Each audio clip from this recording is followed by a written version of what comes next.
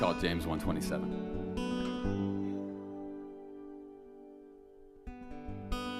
It says right there in the book of James, care for orphans and widows.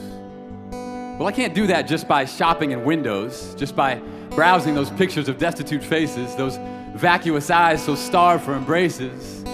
Turns out the space is miles, not feet, between where I sit now and where I'll go to meet the needs of those who sit just outside of my sphere. I'll spend $38 in one night just for beer, or wine, or spirits, or some other libation. I have zero basic sense to the value of God's creation because I won't spend even 1/4 equivalent on the gifts mentioned in James.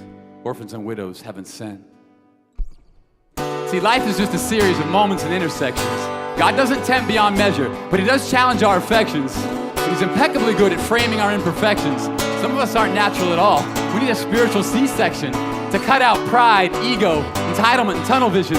Replace all of those with a spiritual incision that cuts out hubris and covers it with love, that doesn't treat our shortcomings with a pair of kid gloves. Again, the God of the universe said care for orphans and widows. That means a child with no love cannot possibly impose. That means a woman with no mate can never step on your toes. It means that people are in need and your family size grows. That's so rarely the case, isn't it? James 1:27 puts us in a serious predicament. It sits there mocking with its commands and such. I mean, God must have another verse I can use as a crutch.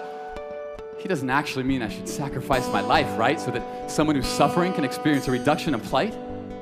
I mean, they're orphans, it's true, and I feel for them, I do, but I've already got kids and a full day plan or two. I mean, my youngest son has soccer practice 3 times a week. I've got to cook, clean, and work. My life is pretty unique. I mean, I need some me time, you know, some time to unwind after all these hard days and the day-to-day grind. Wait. James 1:27 never mentions convenience because convenience is just a pretense of good sense, but it's senseless, like using no rooks or queens in a high-stakes game of chess. See, orphans and widows can't wait for your calendar to clear. Some are on their last breath. They're down to inhaling fear and exhaling pain and loneliness and doubt. God never intended for you to figure it all out before you took the plunge and immersed both of your feet. Took James 1:27 as literally as your very next heartbeat. Thump. Did you feel that? Thump. Another one. For orphans and widows, those beats are like guns, piercing their chests in their every deep breath. Without hope, the preferred alternative to life is death. So there's no more messing around, no more dumbing it down. I can't keep praising His name while wearing His crown.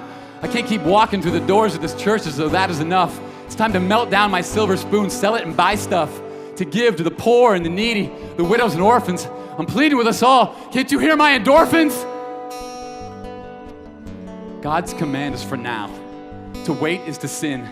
To step out of His will is like touching the shark fin, to see if it's as sharp to the touch as it looks.